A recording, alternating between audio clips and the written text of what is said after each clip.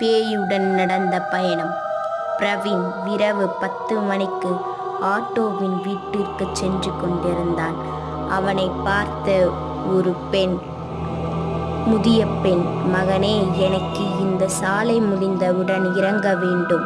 என்னை சேர்த்து விடுவாயா?" என்று கேட்டாள். அவன் சம்மதித்தான். ஆனால் சில நொடிகள் கழித்து அவன் பின்னால் பார்த்தபோது அந்த பெண் இருக்கையில் இல்லை. ஆட்டோ ஓடிக்கொண்டிருந்தது.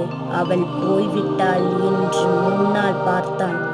அப்போது பின்னால் இருந்த அந்த முதிய பெண் பேயாய் மாறி ஆட்டோவின் முன்னால் நின்றிருந்தாள்.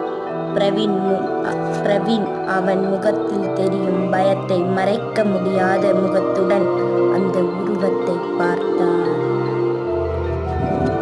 Thank you.